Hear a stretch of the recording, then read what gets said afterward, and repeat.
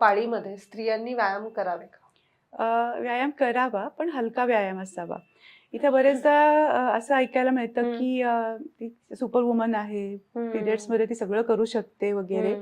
पण तसं नाही करावं, कारण जे काही हॉर्मोनल चेंजेस झालेले आहेत शरीरामधले, ते पिरियड्स थ्रू आपल्या शरीरातनं जे ब्लिडिंग होतं आहे, त्यावेळेला शरीराला थोडी रेस्टची गरज असते. पण मग अशा वेळेला एक्सरसाइज पूर्ण बंद करावेत का? तर नाही. तुम्ही हलके-हलके स्ट्रेचिंगचे एक्सरसाइज करू शकता किंवा जस्ट साधे कवायतीचे प्रकार, आपले शाळेतले कवायतीचे प्रकार असतात, पीटी. सो ते करू शकता, करावेच, आवर्जून ते करावेत. हेवी एक्सरसाइज पिरियड्सच्या वेळेला टाळायचे आहेत. कुठल्याही पद्धतीने बरेचदा असं म्हटलं जातं की मुली आजकाल खेळतात किंवा या गोष्टी आहेत, सो त्यांनी ती काळजी घ्यावी. शरीराला रेस्टची गरज असते. सो हेवी एक्सरसाइज आपल्याला निसर्गाने घालून दिलेला नियम आहे त्यावेळेस, खरंय. त्यावेळेस इंटेन्सिव्ह एक्सरसाइज करण्यात पॉइंट नाहीये. ओके. सो मेनोपॉज जवळ आलेल्या महिला किंवा मेनोपॉज झालेल्या म्हणजे अशा महिलांमध्ये तुम्ही काही ऑब्झर्व केलंय का की त्यांच्यामध्ये व्यायामाबद्दल अवेअरनेस आहे का, आणि असेल तर त्यांनी कुठले व्यायाम प्रकार करावे? युजली मेनोपॉज ज्यांचा जवळ आलेला आहे किंवा त्यांच्या शरीरामध्ये त्याच्या संबंधित चेंजेस सुरू झालेले असतात ना, त्यांच्यामध्ये वेट गेनचं प्रमाण खूप जास्त असतं, बॉडी पेन असतं, जॉईंट पेन्स असतात, चिडचिड असते आणि त्यांना स्वतःला पण कळत नाही की ही चिडचिड का आहे वगैरे. तर या ह्याच्यामध्ये किंवा मेनोपॉज झाल्यानंतर पण इनफॅक्ट काही व्यायाम जरी ते करत असतील तरी त्यांना जाणवतं की वेट लवकर कमी नाही होते, कारण ते हॉर्मोनल चेंजेस झालेले असतात. त्यामुळे बऱ्याच वेळेला कॅल्शियम डेफिशियन्सी असते त्यांच्यामध्ये. त्यामुळे ह्या सगळ्या गोष्टीमध्ये म्हणजे मॅडम जशा म्हणाल्या की तुमची न्यूट्रिशनल डेफिशियन्सी भरून काढणं खूप गरजेचं आहे. तर मला वाटतं त्यांनी आधी ते सगळं चेक ठेवणं की वर्षातनं 1-2दा तरी B12, D3, कॅल्शियम हे सगळं चेक ठेवून त्याप्रमाणे आपली डेफिशियन्सीज भरून काढणं खूप गरजेचं असतं. ते एक करून साईड बाय साईड जेव्हा तुम्ही एक्सरसाइजेस करता, मग अगदी 1 ते 1.5 तास रोजचा तुमचा व्यायाम असेल तर दॅट इज इनफ. पण रोजचे ते व्यायाम होणं गरजेचं आहे. आणि मग ते रिझल्ट जे आपण म्हणतो मेनली की त्यांना वेट गेन आहे तर वेट लॉस करायचं आहे वगैरे, हे कन्सिस्टन्सीने त्यांना ते होऊन जातं. एक्झॅक्टली. आणि जसं तुम्ही एका एपिसोडमध्ये म्हणाला होतात की पाळी सुरू होणं किंवा मेनोपॉज, प्रेग्नन्सी ह्या फेजेस आहेत, एक नवीन आयुष्य आहे प्रत्येक बाईचं. त्यावेळी ते हॉर्मोनल चेंजेस होत असतात. आणि त्यावेळेस जर ह्या सगळ्या गोष्टी जर तुम्ही योग्य पद्धतीने केल्या तर कुठलीही स्त्री अगदी छान पद्धतीने याला सामोरं जाऊ शकत असेल जर अवेअरनेस आला तर. अगदीच. आणि मेनोपॉझल स्टेजमध्ये ती एक मानसिकता असते की माझं सगळं संपलं, आता काय झालं, सगळं आयुष्य झालं माझं.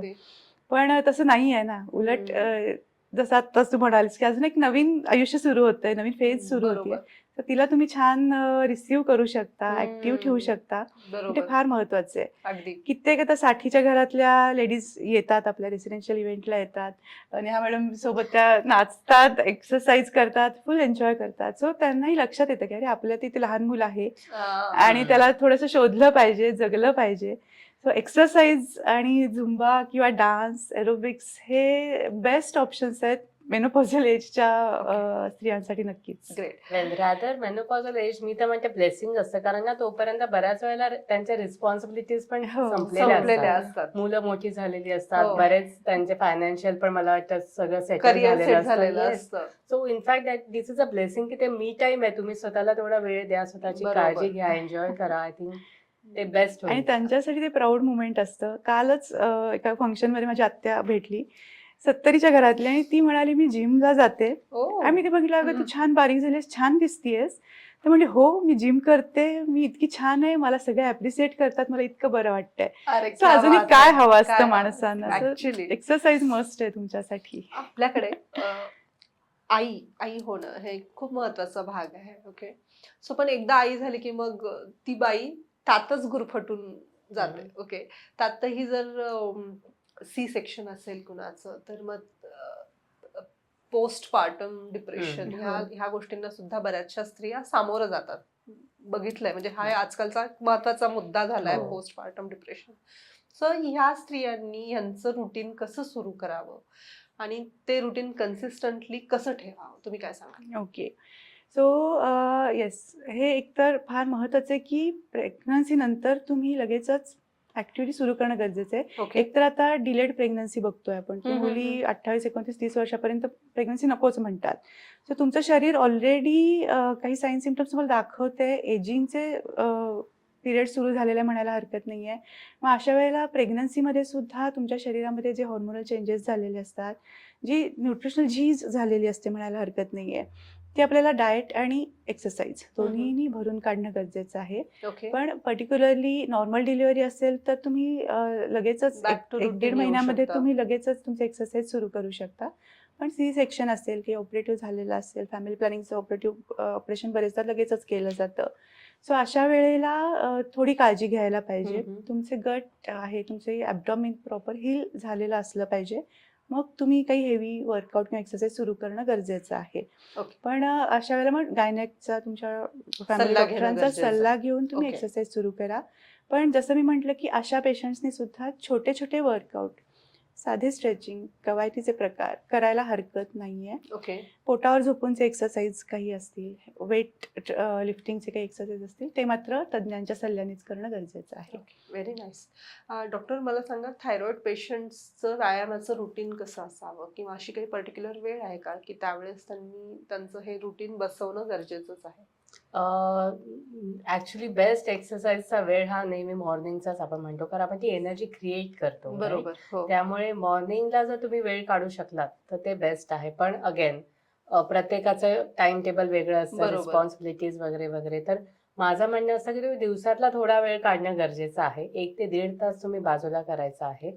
त्यामध्ये पण तुम्हाला कार्डिओ म्हणजे जसं स्टॅमिनाचे व्यायाम आहेत, मग तुम्ही वॉकिंगला जा, तुम्ही सायकलिंग करा, स्विमिंग करू शकता आठवड्यातनं एकदा, तर ते व्यायाम, स्ट्रेंथनिंग एक्सरसाइजेस म्हणजे लाईट वेट डंबेल्स घेऊन, बॉडी वेट एक्सरसाइज घेऊन सूर्यनमस्कार तुम्ही करू शकता, ओके. आणि योगा आणि मेडिटेशन या सगळ्याचं जेव्हा तुम्ही कॉम्बिनेशन करणार आहात तेव्हा तुम्हाला बेस्ट रिझल्ट मिळणार आहे.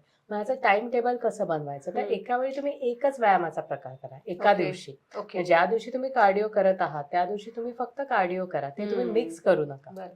कारण मग तोच जेव्हा तुम्ही एक्सटेंडेड पिरियड त्या स्पेसिफिक ऍक्टिव्हिटीला देता तेव्हा त्याचा जास्त बेनिफिट होणार आहे. तुम्ही 15 मिनिटं वॉकिंग केलं आणि मग लगेच तुम्ही हे केलं, लगेच ते केलं, मग त्याचे तुम्हाला मिक्स बेनिफिट्स मिळतात बरोबर. आणि सस्टेनेबल रिझल्ट्स मिळणार नाहीयेत. त्यामुळे ज्या दिवशी जो व्यायाम प्रकार तुम्ही करताय तो पूर्ण वेळ तुम्ही त्या स्पेसिफिक व्यायाम प्रकाराला दिला तर तुम्हाला त्याचा फायदा जास्त होणार आहे. हे जे तुम्ही आता मिक्स व्यायाम म्हणालात, याने थकवा पण येऊ शकतो का? थकवा येऊ शकतो आणि रिकव्हरी स्लो डाऊन होते. होते. आणि बऱ्याच वेळेला असं होतं की आता एखाद्या व्यायाम प्रकाराचा जो बेनिफिट मिळायला पाहिजे होता तो मिळत नाही आणि मग कुठच्याच व्यायाम प्रकाराचा मिळत नाही, कारण आपण ते सगळंच करायला जातो. बरोबर. थायरॉइड पेशंटनी गोळी घेण्यापूर्वी व्यायाम करावा का गोळी घेतल्यानंतर? थायरॉइड पेशंटने एक्सरसाइज करावा, तो कधीही करावा.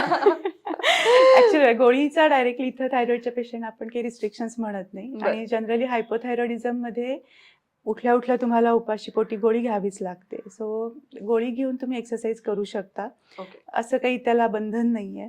तुम्ही फक्त तो वेळ काढा. फक्त खूप हेवी खाऊन एक्सरसाइज कोणीच करू नये. ओके. एम्प्टी स्टमक एक्सरसाइज करावा.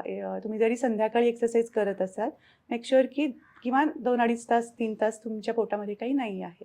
ओके. सो तुम्ही तो एक्सरसाइज व्यवस्थित करू शकाल. डॉक्टर नेहा, तुम्ही असं काही पर्टिक्युलरली तक्रारी ऐकल्यात का थायरॉइड पेशंट्सच्या, की व्यायाम करताना त्यांना ह्या तक्रारी जाणवल्या आहेत? बऱ्याच वेळेला त्यांना पॅल्पिटेशन्स असतात, ब्रेथलेसनेस किंवा फटीक लेवल आपण म्हणतो, एनर्जी लेवल त्यांची डाऊन असेल तर लगेच त्या दमतात. बरं.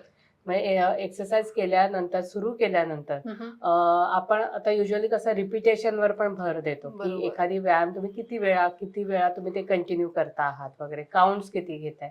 तर बऱ्याच वेळेला हे जे प्रोग्रेस करणं आहे हे थोडंसं लगेच त्यांना जमत नाही, कारण त्यांचा स्टॅमिना तेवढा वाढलेला नसतो, एनर्जी लेवल थोडीशी डाऊन असते. तर अशा जेव्हा ज्यांना ही कंप्लेंट्स असते त्यांना कुठेतरी असा कॉन्फिडन्स थोडासा कमी असतो की अरे आपल्याला झेपत नाहीये, कुठेतरी ती भीती असते मनात की अरे बापरे हे करू का वगैरे.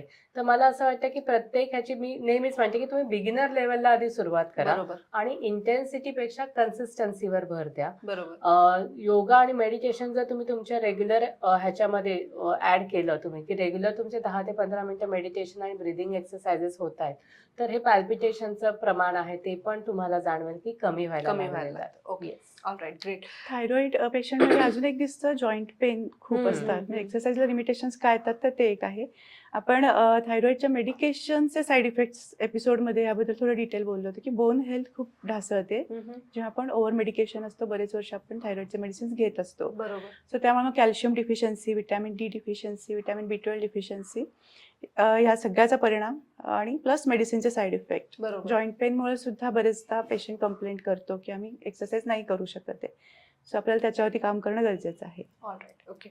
एक वर्कआउट डेटा हल्ली मॅनेज करायची फार सवय लागलेली आहे. त्यासाठी मग डिजिटल रिस्ट वॉच आलेले आहेत किंवा वेगवेगळे ऍप्स आपल्या मोबाईलमध्ये आपण डाउनलोड करतो. So is it really useful? It is at least track ठेवायला, स्वतःला मोटिवेट करायला, कन्सिस्टन्सी ठेवायला नक्कीच ह्याचा उपयोग होतो.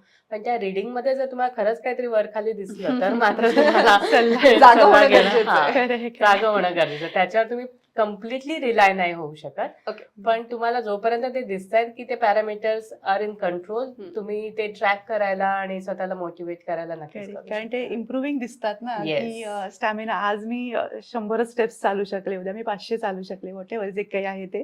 बरोबर. सो ते मोटिवेटेड राहतात. ऍक्च्युली विषय एवढा मोठा आहे की लोकांना अजून बरेचसे प्रश्न असतील, त्यासाठी rapid fire is must right Yes. नक्की. ओके. सो पोटाचा घेर कमी करण्यासाठी स्वेट बेल्ट की वेस्ट ट्रेनर, तुम्हाला काय वाटतं? Waist trainer. Waist trainer. Okay. व्यायाम करताना खूप घाम आला, हम्म. म्हणजे व्यायाम व्यवस्थित झाला किंवा जास्त फॅट बर्न झालाय आणि घामच आला नाही, म्हणजे माझा व्यायाम सार्थकी लागला नाही, काय नाही, वाटतं? असं काही नाहीये. ओके. एक्सरसाइजचं रुटीन तुमच्या स्टॅमिना प्रमाणे असतं आणि स्वेटिंगचं जो काही टेंडन्सी असते ती पण बॉडी वाईज वेगवेगळी असू शकते. ओके. So काही जणांना कमी व्यायाम करून सुद्धा खूप स्वेटिंग होतं. ओके. So असं काही नाही, तुम्ही एक्सरसाइज करणं मस्ट आहे. ग्रेट. डॉक्टर, थायरॉइड पेशंट्स मध्ये जनरली तुमच्या शब्दामध्ये ज्या क्यूट दिसतात त्या स्वतःला बलकी समजतात, तर त्यांच्यासाठी फेस योगा योग्य आहे का? येस, फेस योगा सगळ्यांसाठीच हे आहे. ओके. पण ज्यांनाही असं वाटतं ना की डबल चीन आहे किंवा हम्म. गाल जास्त आहेत वगैरे, किंवा बऱ्याच जणांना आपली नेक खूप अशी जाड वाटते, हो. तर त्यांच्यासाठी फेस योगा डेफिनेटली हेल्प करतं. म्हणजे प्लस वेट लॉस जेव्हा त्यांचा व्हायला लागतो तेव्हा त्यांना चेहऱ्यावर थोडेसे फाईन लाईन्स वगैरे दिसायला लागतात, ओके. तर त्यासाठी फेस योगा नक्कीच हेल्प करतो. खूप Okay. उपयोगी ठरतो. Yes. थायरॉइड कंट्रोल करण्यासाठी फक्त 10,000 पावलं चालणं पुरेसं आहे का? हो किंवा नाही? नाही, तुम्हाला बाकी सगळे एक्सरसाइज पण त्याच्यात ऍड करावे लागतात. फक्त वॉक करते म्हणून मी फिट आहे नाही, तुम्हाला स्ट्रेंथनिंगचे एक्सरसाइज सुद्धा तेवढेच महत्वाचे आहेत. ओके. व्यायामानंतर स्नायू भरून काढण्यासाठी वे प्रोटीन घेणं थायरॉइड पेशंटसाठी योग्य काय योग्य? नॅचरल प्रोटीन किंवा प्लांट बेस्ड प्रोटीन आहे ते जास्त हेल्प करतात. ओके. ते मला वाटतं त्याचं ते बेटर ऑप्शन आहे. ओके. ग्रेट. हाय बीपी किंवा हायपर थायरॉइड असणाऱ्यांनी कपालभाती करावं का? नाही, बीपी शूट होतं आणि Okay. हायपरथायरॉइडिझम मध्ये पण पाल्पिटेशन्स होणं, छातीत धडधडणे या गोष्टी होत असतात. सो त्यांनी कपालभाती टाळावं. अनुलोम विलोम प्राणायाम बेस्ट आहे त्यांच्यासाठी. ऑलराईट. जेवल्यानंतर लगेच वज्रासन केल्याने पचन सुधारून थायरॉइड औषधांचा फायदा होतो का? लगेच नाही करायचं, साधारण 15 ते 20 मिनिटांनी तुम्ही वज्रासन करा. डेफिनेटली ते बरोबर आहे. Okay. पचन व्यवस्थित होतं. सो वज्रासन करावं, हम्म. पण 15 ते 20 मिनिटांनी. ओके. आता एक गमतीशीर प्रश्न आहे ऍक्च्युली, व्यायाम केल्यानंतर लगेच झोप घ्यावी का? नाही. कितीही वाटलं तरी नाही. ऑलराईट. ग्रेट. त्याला पॉवर नॅपचा एक ऑप्शन आहे का? पॉवर Patient नॅप असते पण तरी जेवल्यानंतर लगेच नाही. लगेच Yes. नाही. आणि लिमिटेड पिरियड साठी 10 to 15 मिनिट्सची पॉवर नॅप, ती पण साधारण अर्धा तासानंतर, अर्धा पाऊण हो. तासानंतर. ओके. जनरली असं पाहिलं जातं डॉक्टर की ट्रेलमिल वर चालताना हँडलला धरून पण बरेच जण व्यायाम करतात, हम्म. तर यांनी फायदा होतो का? त्याचा काही फार फरक नाही पडत, म्हणजे ते Okay. जस्ट बॅलन्सिंग साठी आपल्याला Okay. असतो. सो कॅलरी बर्न किंवा फॅट लॉस साठी डायरेक्टली त्याचा काही इम्पॅक्ट नाही आहे. ऑलराईट. सकाळी गवतावर अनवाणी चालण्यानं किंवा बेअरफूट चालण्याने असं म्हणतात की थायरॉइड आणि हार्मोनल बॅलन्सवर बऱ्यापैकी फरक Yes. पडतो किंवा नॉर्मल हो. होतं, बरोबर आहे का हे? हो. त्याने तुमचे ऍक्च्युली एनर्जी बॅलन्स व्हायला मदत होते. प्लस आपलं अर्थिंग जे आपण म्हणतो ना की हो, आपलं हो. जे पृथ्वी तत्वाशी पृथ्वी जोडलं जातं. तत्वाबरोबर स्वतःचं जी Connect. कनेक्शन आहे हम्म. ते इथे स्ट्रॉंग होतं. ऑलराईट. ग्रेट. व्यायामाची ताकद वाढवण्यासाठी वर्कआउटच्या आधी किंवा नंतर ब्लॅक कॉफी योग्य?